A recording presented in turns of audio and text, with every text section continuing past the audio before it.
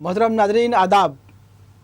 सरज़मीन लखनऊ पर जश्न मिलादुन्नबी में मैं तारिक कमर आपका इस्तकबाल करता हूँ, आपको खुश आमदीद कहता हूँ। जैसा कि आप जानते हैं कि ये हमारा मालूमाती प्रोग्राम है और इसमें कॉलर्स हमसे सवालात करते हैं और उनके जवाब देने के लिए हमारे साथ हमेशा कोई ना कोई मेहमान यहाँ तशरीफ़ रखते हैं। ये हमारी खुशबख्ती है कि आज बहुत मारूफ़, बहुत मुमताज़ शख्सियत, बहुत ही मारूफ़ आलिम दीन, मुफ्ती शहर मोहतरम अबुल इरफान फ़रंगी मली साहब हमारे दाएं जानिब तशरीफ़ फरमा है, जिन्होंने बहुत ही कीमती वक्त हमें अपना फ़राहम किया है। और जैसा कि नाज़रीन आप जानते हैं कि हमेशा हम इस प्रोग्राम में एक नात ख़ां या नात गो को शामिल करते हैं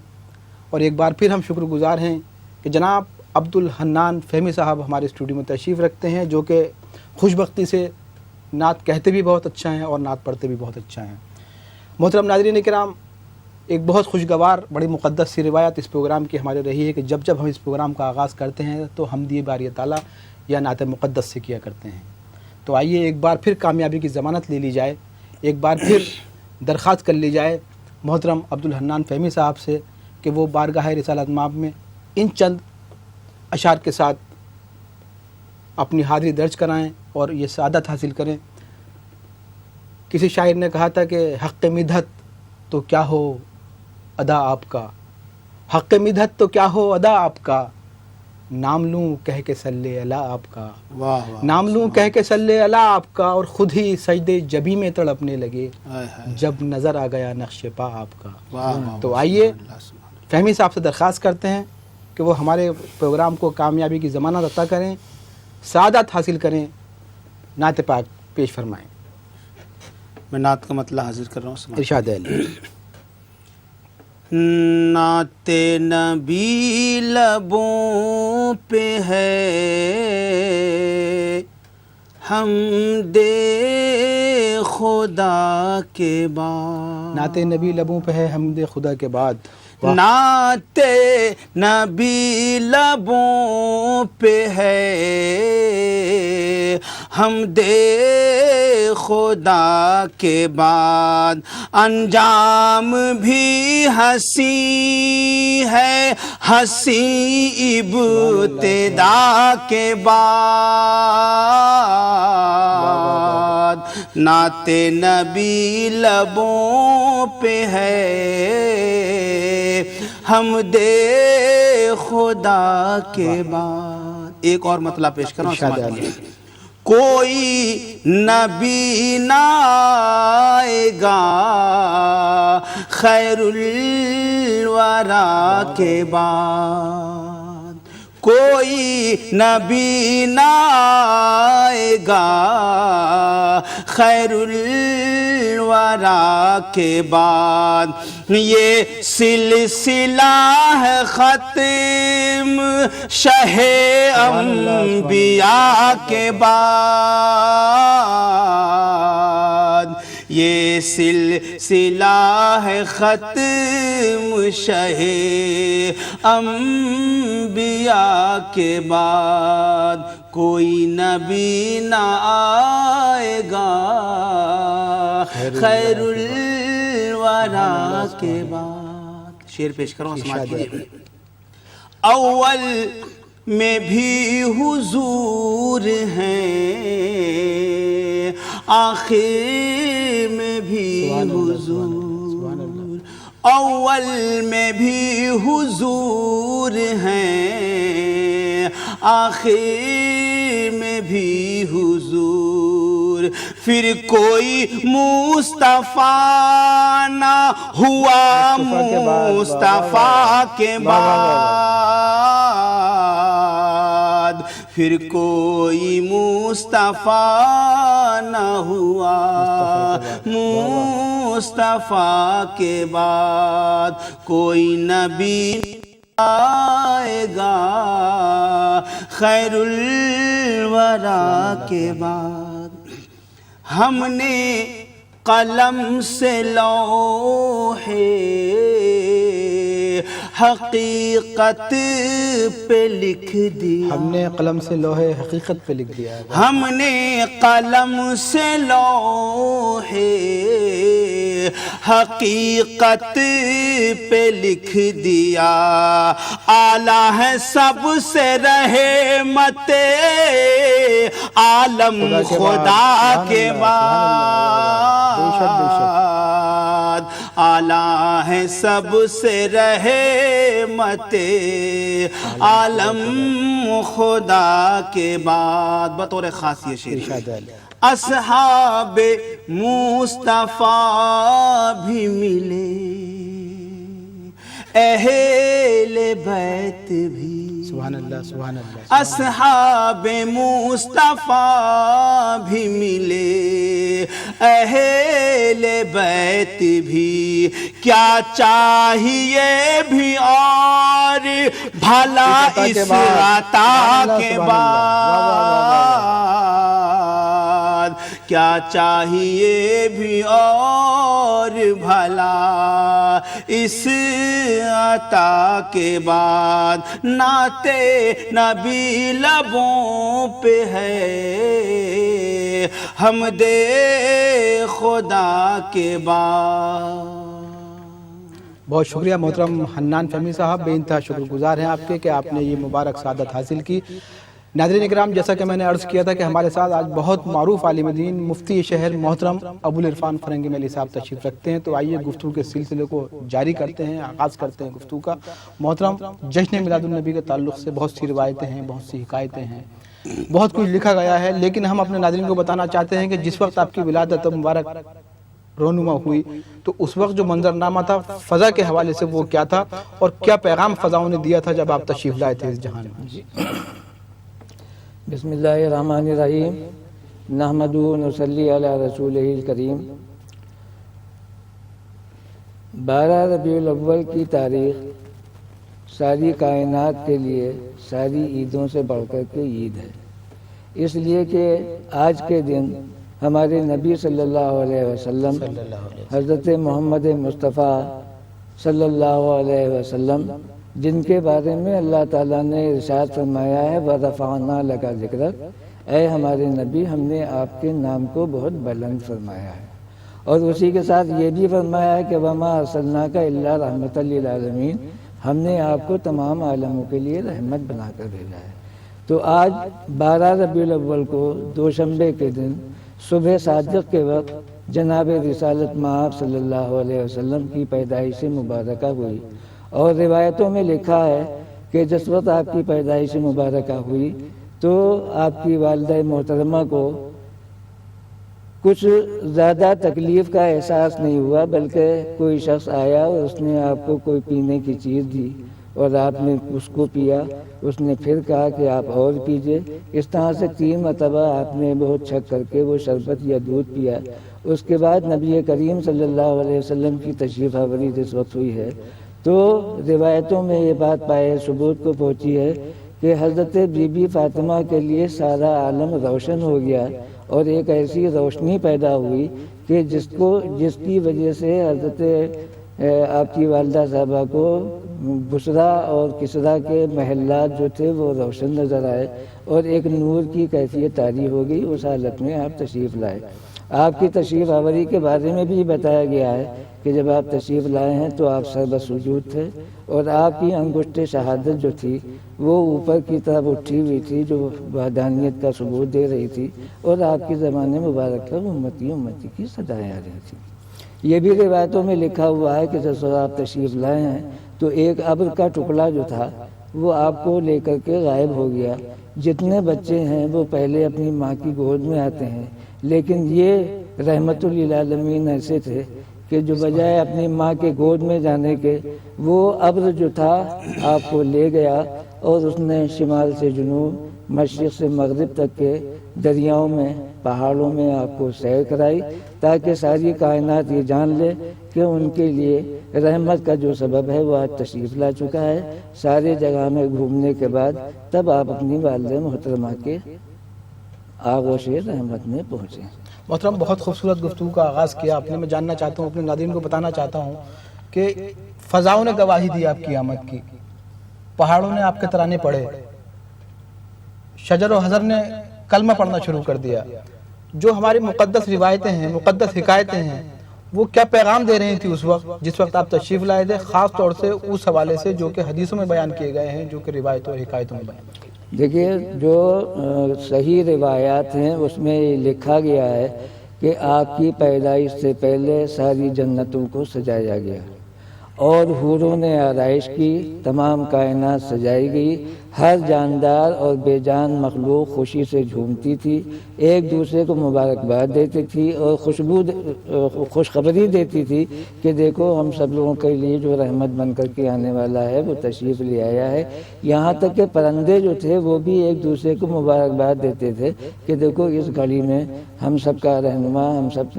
لوگوں کے لیے رحمت بن کر کے آنے کے لیے تشریف لے آیا ہے، اور ساری کائنات جو تھی وہ خوشیاں منا رہی تھی۔ اور جن لوگوں نے دیکھا، یہاں تک کہ دیکھا گیا کہ کعبہ جو تھا وہ بھی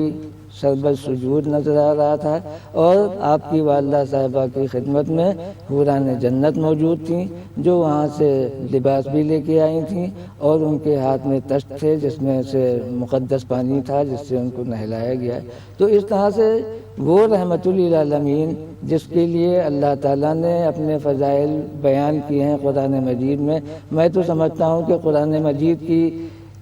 بہت سی آیتیں جو ہیں وہ صرف نعت نبی صلی اللہ علیہ وسلم کے اوپر ہیں، اور جیسے کہ میں نے ابھی کہا کہ ان اللہ و ملائکتہ یصلون علی النبی، اللہ تعالیٰ اس کے تمام فرشتے نبی صلی اللہ علیہ وسلم کے اوپر درود و سلام بھیجتے ہیں، اور پھر یہ بھی فرمایا کہ اے ایمان والو تم بھی بہتر سے بہتر طریقے سے آپ کی خدمت میں درود و سلام بھیجو۔ تو یہ درود و سلام بھیجنے کی نہ اللہ کو کوئی حاجت ہے نہ ہمارے نبی کو کوئی حاجت ہے، لیکن ایک امتی ہونے کی حیثیت سے اگر ہم آپ کی بارگاہ میں درود و سلام بھیجتے ہیں تو آپ سے ایک تعلق پیدا ہو جاتا ہے۔ ہر غلام کی یہ خواہش ہوتی ہے کہ وہ اپنے مالک کی نظر میں بہتر سے بہتر ثابت ہو اور اس کا کرم اور اس کی رحمتیں اس کے اوپر برسیں۔ تو جب ہم درود و سلام پڑھتے ہیں یا میلاد شریف کی محفلوں میں درود و سلام پڑھا جاتا ہے، قرآن کی آیتیں پڑھی جاتی ہیں، نبی صلی اللہ علیہ وسلم کی حمد و ثنا کی جاتی ہے، اور آپ نے اپنی امت کو جو حلال و حرام کا پیغام دیا ہے اس کو آدمی سن کر کے نبی کا سچا امتی بننے کی کوشش کرتا ہے، تو یہ قرآن کے، حدیث کے اور نبی کے فرمان کے مطابق ہے۔ اسی لیے ہمیشہ سے میلاد شریف کی محفلیں منعقد ہوتی رہی ہیں، اور نبی صلی اللہ علیہ وسلم کے اوپر درود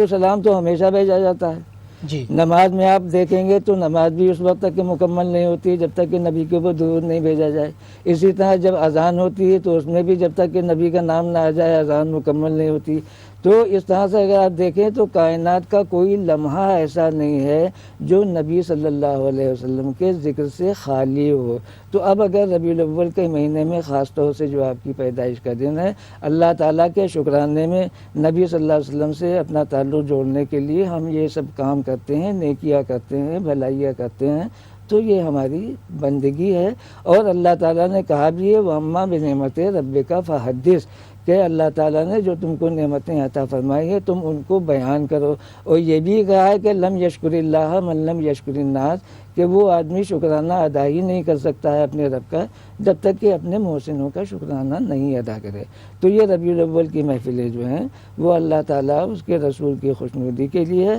اور ہمارے حق بندگی اور اطاعت کا اظہار کرنے کے لیے ہے، اور اس میں ہمیشہ سے لوگ کوشش کرتے آئے ہیں اور اب بھی کوشش کرتے ہیں، اور انشاءاللہ تا قیامت یہ محفلیں منعقد ہوتی رہیں گی۔ ناظرین کرام، وقفے کے دوران بہت سے کالر ہم سے جڑے ہیں، بہت سے لوگوں نے نعت مبارک کی فرمائش بھی کی ہے، جو کہ ہم ابھی فہمی صاحب سے درخواست کریں گے۔ بہت سے سوالات بھی ہمارے پاس آ گئے ہیں۔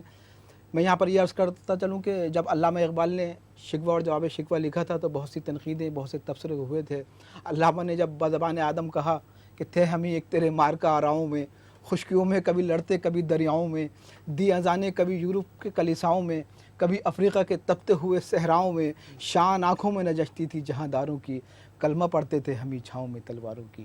بہرحال جب یہ شکوہ کیا گیا تو بہت سی تنقیدیں کی گئیں، فتوے بھی دیے گئے، علامہ کو تصدیق کا سامنا بھی کرنا پڑا، لیکن جب اس کا جواب سامنے آیا تو بہت ہی خوشگوار جواب تھا کہ خودکشی شیوا تمہارا وہ غیور و خوددار،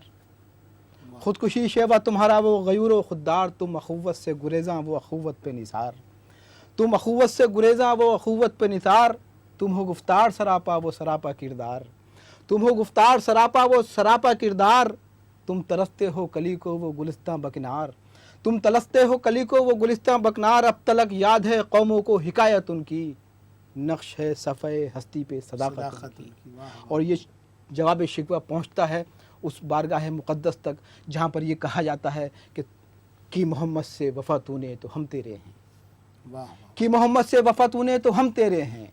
ये जहाँ चीज़ है क्या लोहो कलम तेरे हैं। तो आइए एक बार फिर उस बरगज़िदा शख्सियत से मोहब्बत का सबूत देने के लिए दरख्वास्त करें मोहतरम हन्नान फ़हमी से कि वो बारगाह रिसालत माब में अक़ीदतों और मोहब्बतों का नजराना बशक्ल नात पेश करें। और उनकी नात से पहले ये मर्ज़ करता चलूँ कि हमारे साथ शकील साहब, महबूब साहब, अतहर साहब, उमर साहिबा, शाहीन फातिमा साहिबा जैसी बहुत से लोगों ने हमसे फरमाइश की है कि फ़हमी साहब ने नात बहुत उम्दा पी है, और एक बार फिर एक हम दरख्वास्त करते हैं उससे। नात का मतलब इरशाद अली। आमद रसूल के पस मंज़र में पूरी नात पेश कर रहा हूँ, समात कीजिए। इरशाद अली। दिल के गुंचों को खिलाओ आमदे सरकार है, दिल के गुंचों को खिलाओ आमदे सरकार है। आओ तैबा से आओ तैबा से हवाओ आमद सरकार है, दिल के गुंचों को खिलाओ आमद सरकार है। आसमानों पर सितारे भी तबस्सुम रेज हैं, आसमानों पर सितारे भी तबस्सुम रेज हैं। तुम भी फूलों मुस्कुराओ आमदे सरकार है, दिल के गुंचों को खिलाओ आमदे सरकार है। रब सल्लिम का तराना नग़्मे सल्ले अला, रब सल्लिम का तराना नग़्मे सल्ले अला। ऐसा गाओ झूम,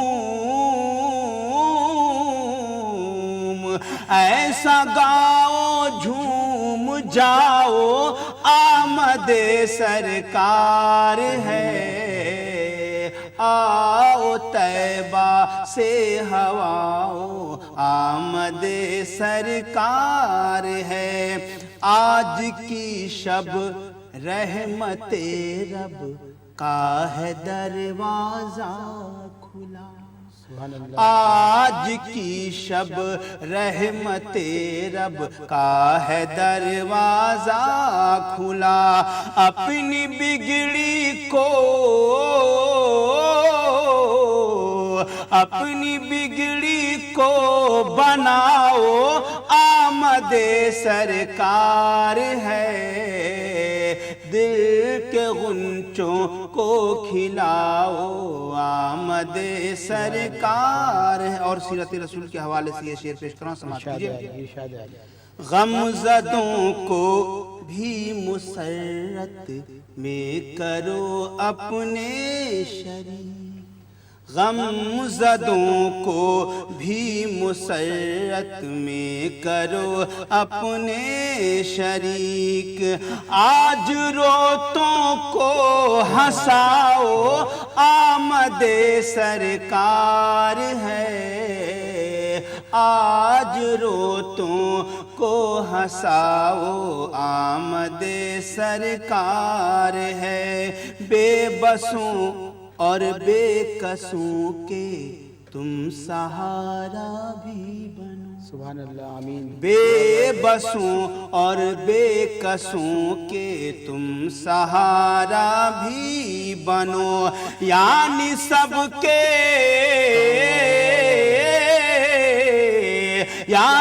सबके काम आओ आमदे सरकार है। فہم اخلاق نبی کا دو عمل سے تم ثبوت، فہم اخلاق نبی کا دو عمل سے یوں ثبوت، سب کو سینے سے سب کو سینے سے لگاؤ آمد سرکار ہے۔ بہت شکریہ محترم فہمی صاحب۔ ناظرین کرام، آئیے اب چلتے ہیں ان سوالات کی جانب جو کہ ہم نے وقفے کے دوران درج کیے تھے۔ ہمارے ساتھ جیسا کہ میں بار بار آپ کو بتا رہا ہوں کہ مفتی شہر محترم ابوالعرفان فرنگی ملی صاحب تشریف رکھتے ہیں۔ محترم، کچھ سوالات میں نے درج کیے ہیں، آپ سے جوابات کے متوقع ہیں۔ رضوان صاحب ہیں گجرات سے، وہ پوچھنا چاہتے ہیں کہ آپ کو جو بچپن میں تعلیمات دی گئی تھیں وہ کیا تھیں اور ان تعلیمات کا معاشرے پر کیا اثر پڑ رہا ہے؟ مختصر جواب چاہتے ہیں کیونکہ ظاہر ہے کہ معلوماتی پروگرام ہے، سوالات بہت ہیں، ٹائم ہمارے پاس کم ہے، تو مختصر جواب آپ سے چاہتے ہیں۔ لیکن نبی کریم صلی اللہ علیہ وسلم کا اخلاق اتنا وسیع ہے کہ قرآن نے کہا انک لعلی خلق عظیم، آپ سب سے عظیم اخلاق والے ہیں۔ اب میں آپ کو بچپنے کی باتیں کتنی دیر میں کیسے بتا سکتا ہوں، یہ تو میرے امکان سے باہر ہے، لیکن آپ کے عدل و انصاف کا تقاضا یہ ہے کہ جس وقت کہ دائی حلیمہ آپ کے پاس تشریف لائیں اور دودھ پلانے کے لیے جن کو کوئی بھی بچہ نہیں مل پایا تھا، اور آخر میں وہ یہ سمجھ کر کہ یہ یتیم بچہ ہے اسی کو میں لے لوں گی، تو جس وقت وہ آپ کے پاس پہنچی ہیں آپ نے اپنی آنکھیں کھول کر کے ان کی طرف مسکرا کے دیکھا اور ان کے دل میں ایسی محبت موزن ہو گئی کہ انہوں نے جھپٹ کر کے آپ کو اٹھا لیا، آپ کو اپنے سینے سے لے کر کے دودھ پلانا شروع کیا، تو آپ نے صرف داہنی طرف سے دودھ پیا، بائیں طرف سے دودھ نہیں پیا۔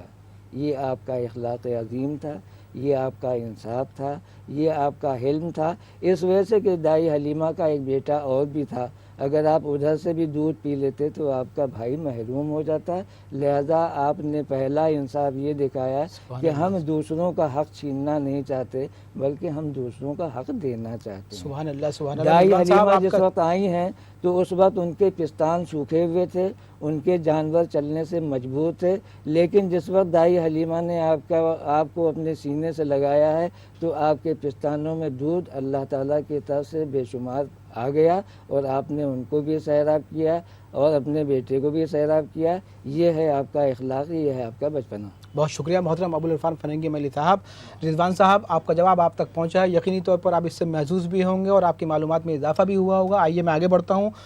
نظام الدین خان صاحب ہیں سنبھل سے، پوچھنا چاہتے ہیں کہ دشمنوں کے ساتھ جو سلوک تھا آپ کا، جو اخلاق حسنہ تھا دشمنوں کے ساتھ خاص طور سے، وہ کیا تھا اور اس سے معاشرے پر کیا اثر پڑا؟ محترم،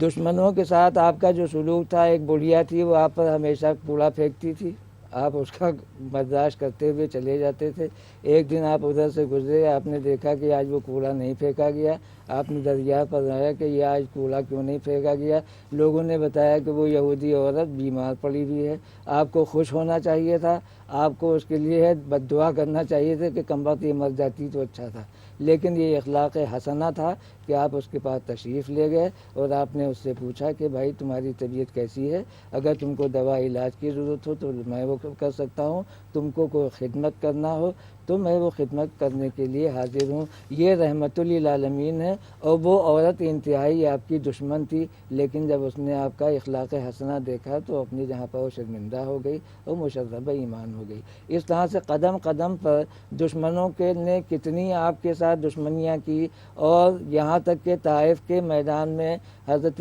ام المومنین پوچھتی ہیں کہ یا رسول اللہ صلی اللہ علیہ وسلم، آپ کے اوپر سب سے سخت ترین وقت کون سا تھا؟ تو آپ نے فرمایا کہ سب سے سخت ترین وقت وہ تھا جب میں طائف میں لوگوں کو دین کی طرف بلا رہا تھا اور انہوں نے اس قدر مجھے پتھر مارے کہ میرا خون بہہ کر کے میرے جوتے میں پھنس گیا تھا، اور جب میں نے وہ جوتا اتارا ہے تو چمڑی اتار آئی۔ ناظرین، بہت سے سوالات ہم نے وقفے میں درج کیے ہیں، بہت سے لوگوں نے ہم نعت مبارک کی فرمائش بھی کی ہے، تو آئیے پروگرام کو آگے بڑھاتے ہیں۔ میں چند شعر نعت کے پیش کرتا ہوں اس لیے تاکہ فہمی صاحب کا موڈ ایک بار پھر اسی کیفیت میں آ جائیں، یہ کہ فخر و فاقے کی انتہا بھی تم، فخر و فاقے کی انتہا بھی تم، اور معراج حل عطا بھی تم، سبحان اللہ، فخر و فاقے کی انتہا بھی تم اور معراج حل عطا بھی تم ہی تم حد فکر و دانش تک، کیا بات، تم ہی تم حد فکر و دانش تک، فکر و دانش سے ماورا بھی تم، तुम ही तुम हद फिक्र दानिश तक,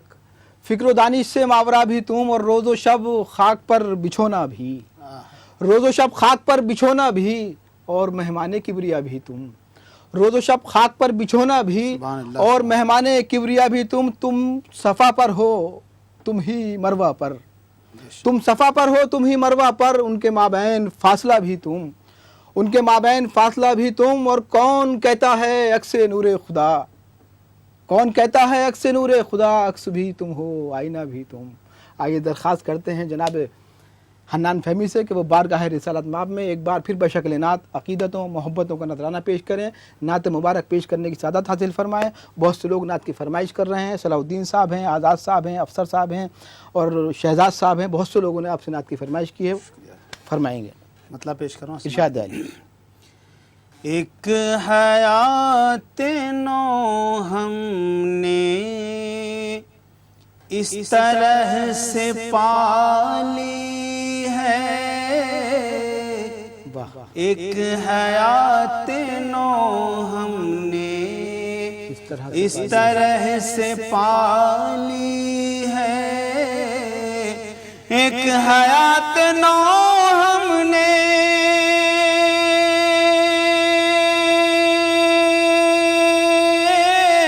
इस तरह से पाली है,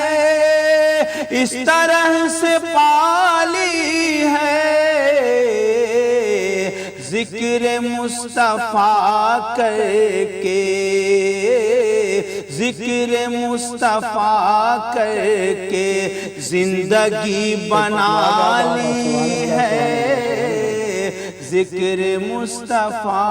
करके जिंदगी बना ली है, एक हयात नो हमने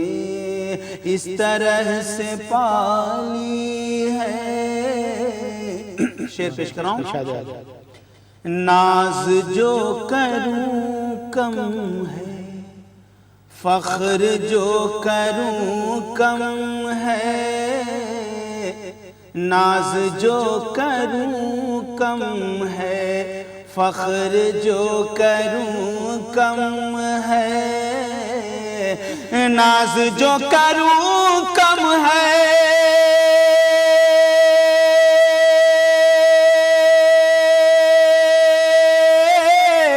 फख्र जो करूं कम है, फख्र जो करूं कम है,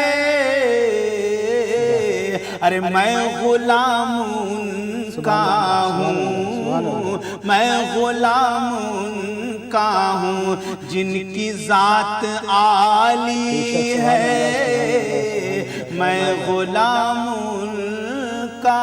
हूँ, जिनकी जात आली है, जिक्र मुस्तफा करके जिंदगी बना ली है, आ भी जा क़ज़ा मेरी क्या हसीन मौका है, आ भी जा क़ज़ा मेरी क्या हसीन मौका है, आ भी जा क़ज़ा मेरी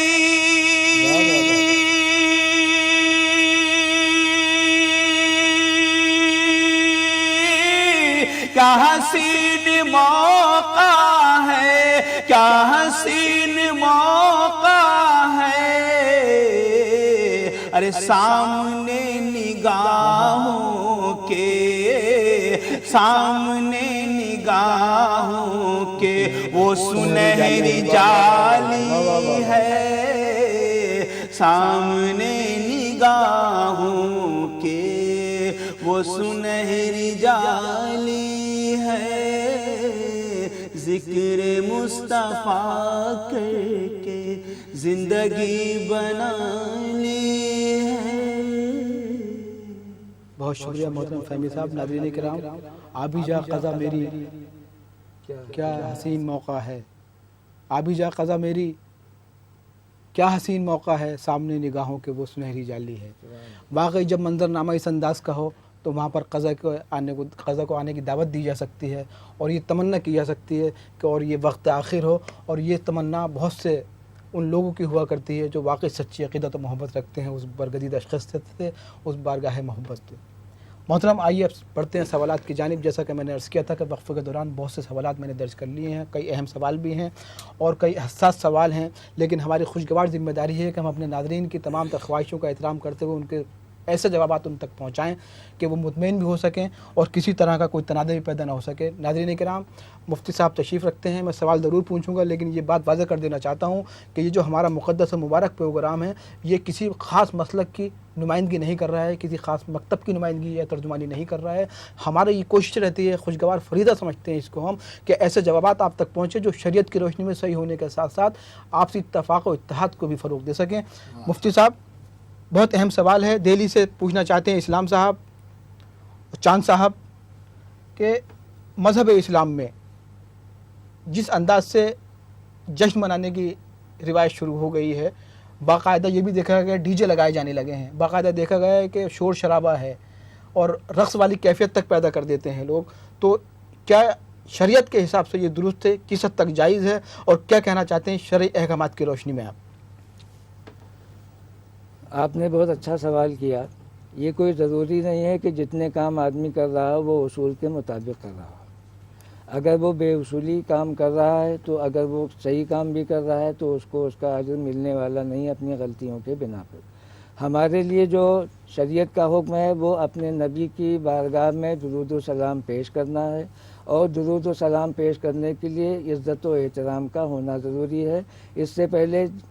برابر جو محفل میلاد ہوتی تھی اس میں سب سے پہلے تلاوت کلام پاک ہوتی تھی، اور اس کے بعد پھر درود و شریف کی برابر لوگ تکرار کرتے تھے۔ ایک مقدس بندہ ممبر شریف پر بیٹھتا تھا، وہ نبی صلی اللہ علیہ وسلم کے فضائل بیان کرتا تھا، آپ کے جو احکام تھے وہ بیان کیے جاتے تھے تاکہ لوگوں کو آپ کی سنتوں پر عمل کرنے کی توفیق ہو اور وہ نیک بندے بن سکیں، اور پھر آپ کی بارگاہ میں درود و سلام عزت و احترام کے ساتھ، پاکیزگی کے ساتھ، مکان اور دل اور ہر طرح کی پاکیزگی کے ساتھ کیا جاتا تھا۔ تو میلاد شریف کا مقصد ایک تو اللہ اور رسول کی اطاعت تھی، اس کے ساتھ فرما برداری تھی، اور سب سے بڑی بات جو تھی وہ شریعت کے اندر رہ کر کے ادب و احترام کرنا تھا۔ اب اگر میلاد شریف کی محفلیں اس اعتبار سے منائی جا رہی ہیں تو وہ قابل عمل ہیں، بہت ہی فائدہ مند ہیں، اس سے دنیا و آخرت کی بھلائیاں ہیں، لیکن جس طرح سے آج کل یہ لوگوں نے نئے نئے فیشن نکالے ہیں تو ہر نئی چیز جو ہے وہ گمراہی کی طرف لے جانے والی ہے، چاہے وہ نماز ہو، چاہے وہ روزہ ہو، چاہے حج ہو، چاہے زکوٰۃ ہو، چاہے میلاد شریف ہو، شریعت نے اس کو منع کیا۔ بہت شکریہ ابوالعرفان صاحب۔ محترم چاند صاحب، آپ کا جواب اب تک پہنچا ہے، اور میں سمجھتا ہوں جہاں تک میری دانش کام کرتی ہے کہ بہت قابل اطمینان جواب آپ تک پہنچا ہے۔ ایک سوال بہت اہم کرتی ہیں روبینہ صاحبہ، کڑپا آندھرا پردیش سے۔ روبینہ صاحبہ پوچھنا چاہتی ہیں کہ متعدد موقعوں پر چھوٹا درود اور بڑا درود پڑھا جاتا ہے، تو ان درودوں کو کیا فضیلت ہے، اور درود اگر پیش کیا جائے بارگاہ میں تو کس انداز سے پیش کیا جائے، کیسے پڑھا جائے، اس کو کس انداز سے اس کی ترسیل کو یقینی بنانے کی کوشش کی جائے، کیا کہنا چاہتے ہیں مفتی صاحب؟ دیکھیں، نبی صلی اللہ علیہ وسلم کا ارشاد ہے کہ اگر کسی کے سامنے میرا نام لیا جائے اور وہ مجھ پر درود و سلام نہ بھیجے تو اس سے بڑھ کر کے کنجوس اور خبیث آدمی کوئی نہیں ہے۔ لہٰذا اگر ہم کسی کے زبان سے نام مبارک سنتے ہیں تو ہم کو دل کی گہرائیوں سے ادب و احترام کے ساتھ صلی اللہ علیہ وسلم تو ضرور ہی کہنا چاہیے۔ اب اس کے علاوہ جو بھی آدمی کو درود یاد ہے وہ اگر پڑھے گا تو اس کا ثواب اس کو ملے گا۔ نبی صلی اللہ علیہ وسلم نے کسی نے پوچھا کہ میں اپنی زندگی کا کتنا وقت قرآن میں خرچ کروں اور کتنا درود میں، کیا 1/4؟ آپ نے کہا کہ 1/4 خرچ کر سکتے ہو، لیکن اور پڑھو گے تو اور زیادہ ہو جائے گا، یہاں تک کہ اس نے کہا کہ میں پورا وقت درود شریف ہی میں گزاروں گا، تو آپ نے فرمایا کہ تم کامیابی حاصل کر گئے۔ تو آدمی کی محبت ہے، جتنی محبت زیادہ ہوگی اتنا قلبی تعلق رسول سے ہوگا، اور جب آپ نبی سے محبت کریں گے تو نبی کی محبتیں بھی آپ کو ملیں گی اور اللہ کی محبتیں ملیں گی۔ لیکن انما الاعمال بالنیات، آپ کے سارے کاموں کا دار و مدار جو ہے آپ کی نیت پہ ہے۔ اگر آپ کے اندر اخلاص ہے، نبی سے محبت ہے، تو آپ کو ساری برکتیں ملنے والی ہیں۔ لیکن اگر آپ خالی دکھاوے کے لیے، مکاری کے لیے اور دنیاوی فوائد کے لیے درود شریف پڑھ رہے ہیں یا میلاد شریف کر رہے ہیں تو یقیناً آپ کو کوئی ثواب ملنے والا نہیں۔ میں آپ سے عرض کر دوں کہ اس وقفے کے دوران بھی ہم نے بیرونی ممالک سے بھی اور ہندوستان سے بھی بہت سے سوالات درج کیے ہیں، اور ہمارے کچھ پروگرام پسند کرنے والے لوگوں نے نعت پاک کی فرمائش بھی کی ہے۔ میں آپ سے وعدہ کرتا ہوں کہ جب ہم اختتام کی طرف بڑھیں گے تو انشاءاللہ نعت مبارک سے ہی اس پروگرام کا اختتام بھی کریں گے۔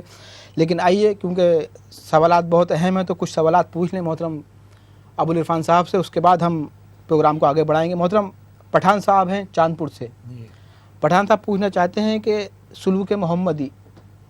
خاص طور سے ان لوگوں کے ساتھ جو ان پر مظالم کرتے تھے، اس کا جواب میں سمجھتا ہوں کہ آپ پہلے فرما چکے ہیں، لیکن ظاہر ہے کہ آپ کی شخصیت کا یہ بہت نمایاں بڑا روشن پہلو ہے اخلاق کے پس منظر میں، تو کیا سلوک ان لوگوں کے ساتھ تھا جو کفار تھے اور جو جن کا تعلق اسلام سے نہیں تھا، یا جو کسی نہ کسی حد تک اسلام کو ناپسند فرماتے تھے اس وقت میں، لیکن اس کے باوجود بھی آپ نے ایک ایسا اخلاق پیش کیا جس کو ساری دنیا میں تمثیل بنایا گیا، مثال بنایا گیا، اور آج اس کی تقلید کی جا رہی ہے، پیروی کی جا رہی ہے، کیا فرمانا چاہتے ہیں آپ؟ دیکھیں، نبی صلی اللہ علیہ وسلم تمام عالموں کے لیے رحمت بنا کر بھیجے گئے تھے، اور ان کے لیے مخلوق، چاہے وہ جانور ہوں، چاہے درندے ہوں، چاہے پرندے ہوں، چاہے انسان ہوں، چاہے مشرکین ہوں، چاہے کفار ہوں، چاہے یہودی ہوں، چاہے نصارہ، سب کے اوپر ان کا دامن رحمت نمایاں تھا۔ لہٰذا یہ سوال کرنا کہ نبی کا سلوک اپنے امتیوں کے لیے زیادہ تھا اور غیروں کے لیے نہیں تھا، یہ بالکل بے جا اور بے حقیقت سوال ہے۔ نبی صلی اللہ علیہ وسلم نے اگر کفار و مشرکین و یہودی و نصارہ کے ساتھ اچھا اخلاق نہ کیا ہوتا، یا جو آپ نے اخلاقی تعلیمات دی ہیں اگر ان کو ہم عمل میں نہ لاتے، تو آج اسلام جو ہے اس کثیر تعداد میں نہ پھیلتا اور برابر پھیلتا چلا آ رہا ہے۔ تو نبی صلی اللہ علیہ وسلم کا اخلاق اتنا وسیع تھا، انہوں نے اپنے دشمنوں کے لیے بھی بد دعائیں نہیں کی، حالانکہ اور جتنے بھی پیغمبر آئے تھے انہوں نے تھک ہار کر کے اپنے امتیوں کے لیے بد دعائیں کی اور وہ ہلاک ہو گئے، لیکن انتہائی خراب حالات میں بھی اپنے نبی نے بد دعا نہیں کی، اور آپ نے کہا کہ اے رب العالمین، یہ میری قوم جو ہے چونکہ میرے مرتبے سے انجان ہے، لہٰذا تو اس کو معاف فرما دے، یہ اگر جان جائیں گے تو ایسی بےہودگی کی باتیں ہوں، میرے ساتھ ظلم و ستم نہیں کریں گے۔ پھر بھی لوگوں نے کہا کہ آپ ان کے لیے بد دعا کیوں نہیں کرتے ہیں؟ بہت سے شاعر تھے جو آپ کے لیے ہجو کہا کرتے تھے، آپ کے خلاف غلط باتیں کہا کرتے تھے، اسی بنا پر حضرت حسان ابن ثابت نے آپ کی شان میں قصیدہ بردہ کہا جو بہت ہی مشہور ہے اور بہت ہی معتبر ہے، اور اس قصیدے کو سن کر نبی صلی اللہ علیہ وسلم نے اپنی ردائے مبارک ان کو اڑا دی تھی۔ تو یہ سب کچھ کیا لیکن آپ نے بد دعا نہیں کی، اور ایک مرتبہ تو آپ نے یہ بھی فرمایا کہ ارے بھائی یہ نالائق ہیں، لیکن مجھے امید ہے کہ ان کی اولادوں میں سے کوئی نیک آدمی اگر آ جائے گا تو اگر یہ ابھی سے ختم ہو جائے گا تو وہ آئندہ کی نسل ختم ہو جائے گی۔ اب اس سے بڑھ کر کے رحمت اور آپ کا بہتر سلوک اور کیا ہو سکتا ہے؟ آج مسلمان جو دہشت گردی کے نام سے مشہور کیا جا رہا ہے، یہ تو دشمنوں کی ایک سازش ہے کہ وہ اسلام کے اوپر ایک بیجا الزام تھام کر کے اس سے لوگوں کو دور کرنا چاہ رہے ہیں، لیکن جس طرح سے وہ اسلام کو دہشت گردی بتا رہے ہیں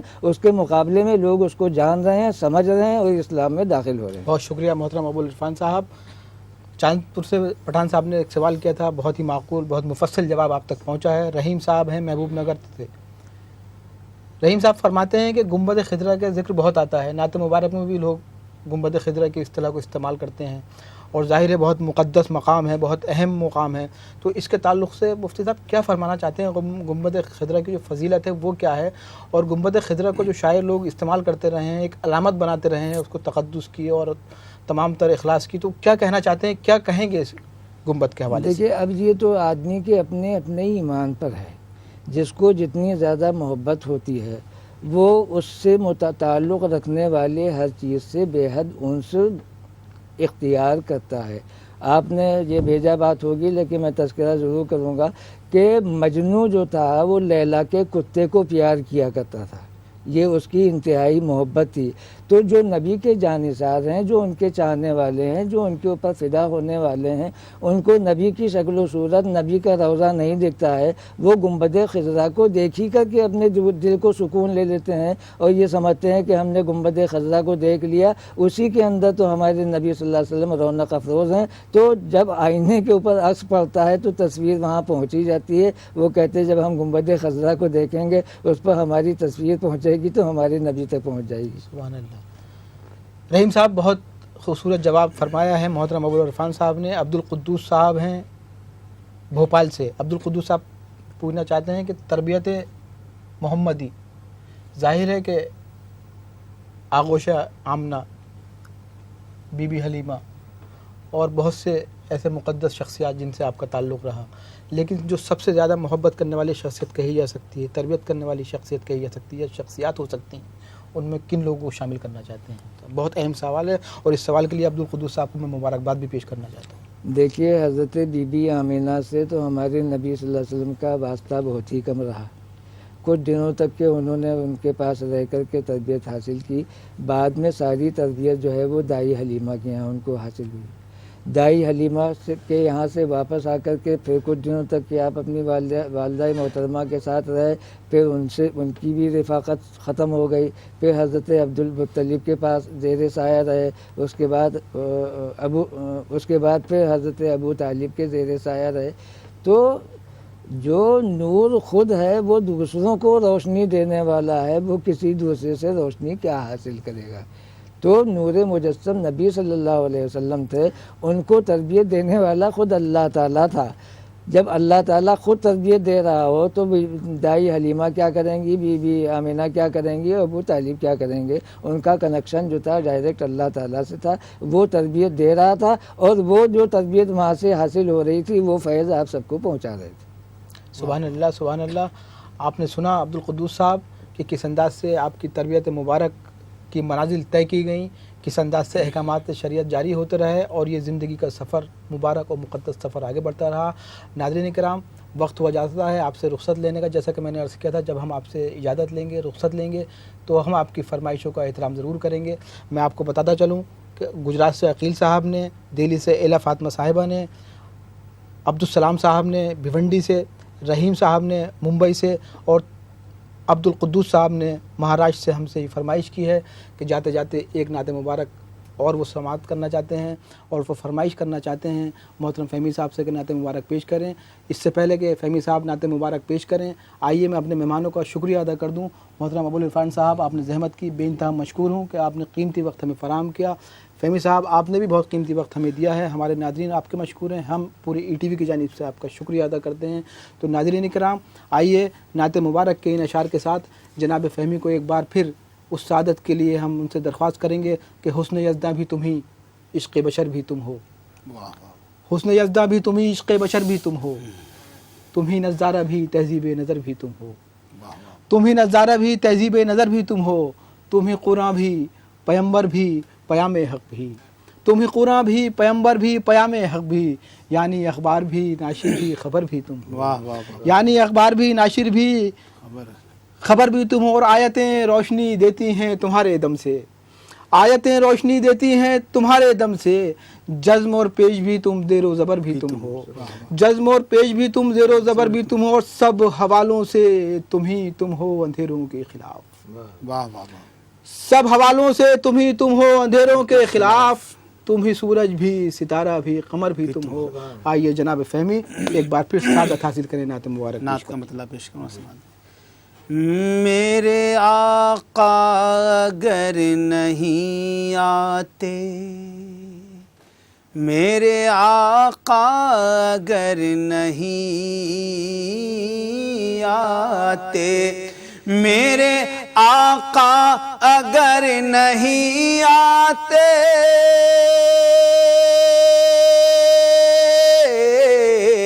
میرے آقا اگر نہیں آتے، یہ اجالے نظر نہیں آتے،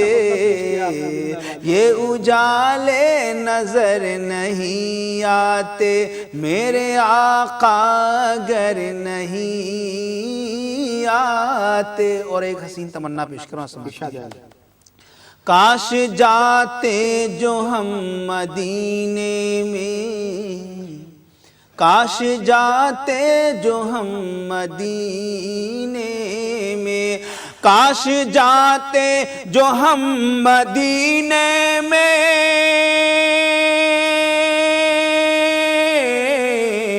کاش جاتے جو ہم مدینے میں, لوٹ کے اپنے گھر نہیں آتے, لوٹ کے اپنے گھر نہیں آتے. میرے آقا اگر نہیں آتے, یہ اجالے نظر نہیں آتے. اور ہوتا ہے جس طرف بھی ذکر رسول, ہوتا ہے جس طرف بھی ذکر رسول, ہوتا ہے جس طرف بھی ذکر رسول.